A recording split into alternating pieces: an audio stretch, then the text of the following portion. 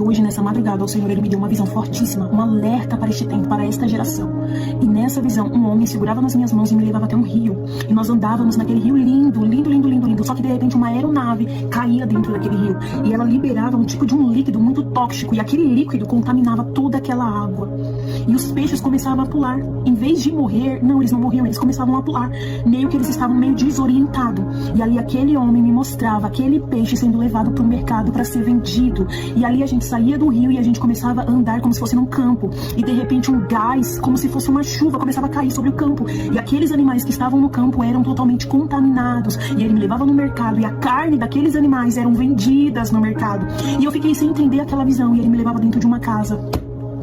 Aquele peixe e aquele gado estava na mesa de uma família. E aquela família começava a comer e eu sem entender nada daquela visão. E de repente um começava a passar mal, a outra começava a passar mal. E ele olhava para mim e dizia: é tempo do meu povo despertar em oração. E não só aquela família, ele segurava nas minhas mãos e me levava pela rua. E eu via muita gente em desespero, correndo, pedindo socorro, socorro. E eu tentava ajudar e não conseguia. E ele dizia: não, você não pode fazer nada.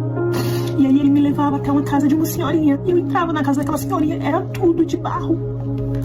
Tudo na casa daquela mulher era feito de barro. E o que me chamou a atenção, porque ele me levou até um jarro de água. E aquele jarro era de barro. Era um filtro de barro. Que todo mundo que sabe que as pessoas antigas tinham aquele filtro dentro de casa. Ele me apontou.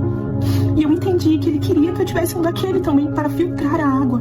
Cuidado com a água. Filtre a água da sua casa. Se você puder, compre um filtro de barro. E se você não pode, escalde a sua água, coloque em garrafas, mas cuide da saúde da tua família. Você não sabe o mal, o que pode estar entrando dentro da sua casa. Alimentos contaminados, lave os alimentos, escalde os alimentos. O Senhor está alertando o seu povo e o povo continua dormindo. Haverá um tempo de calamidade sobre a terra. E não é para te colocar medo, não. É Bíblia. A palavra do Senhor, ela está se cumprindo. E ao se despedir de mim, ele me disse: 2 Crônicas 7:14. Olha o que diz 2 Crônicas 7:14.